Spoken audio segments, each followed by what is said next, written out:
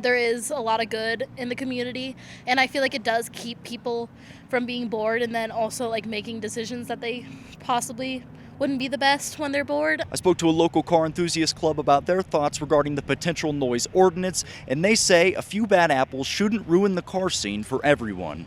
I think the biggest difference between the people that love the cars like all of us is we're here to help the community and share our hobby with everyone.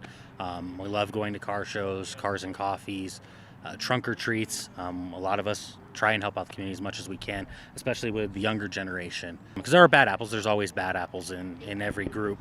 Unfortunately, I just don't think they care as much about the community, and they don't think about how their actions can, affect people. I don't think anybody wants to hear a loud car or motorcycle at 2 o'clock in the morning or when they're trying to sleep. So Cheyenne Cowboys and Cars has been working with the police department and city council on revisions to the potential ordinance, but feels there's gray area in the portion leaving it up to officer discretion. We're currently fighting the noise ordinance, which would basically illegalize in a way our exhausts, which most of us in our car group, Cheyenne Cowboys and Cars, have modified exhausts. And we just want to keep modifying our cars to the way that we like. Some things that I don't agree with the ordinance is that there's jail time. There's jail time and a huge fine for if a police officer deems the car as too loud or too noisy. One of the biggest things that I would want to suggest to them is that instead of leaving it to discretion with the officer, there should be a lot more definitive testing. Nishay Jaikuddy, a founder of Cowboys and Cars, notes there has been a significant drop in numbers due to fear of ticketing. Our first meet, we had about 50 or 60 cars show up, right?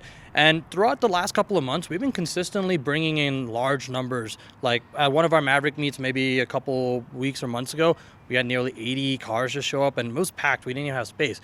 But then the minute the whole ordinance came out, we started to realize a drastic drop in numbers, because even on Facebook, you could see it on our social media platforms. People are scared to bring their cars out. Some people just don't want to take that risk. That's going to spike up their insurance. That's going to cause them more issues. Heck, maybe even their neighbors might not even like them more, and they might even start reporting on them. Jaikuddy told me he's working hard to weed out the bad apples at car meets and wants to fight for the good folks in the car scene.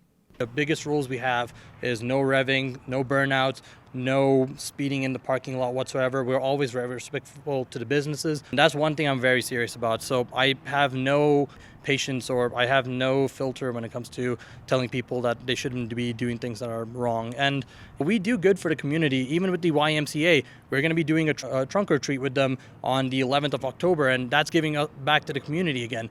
I firmly believe if you take this away, or if the city were to take away the car scene, they're going to be not only affecting just people who are car enthusiasts, but they're going to be affecting local businesses. Alex Hill, your Wyoming Link.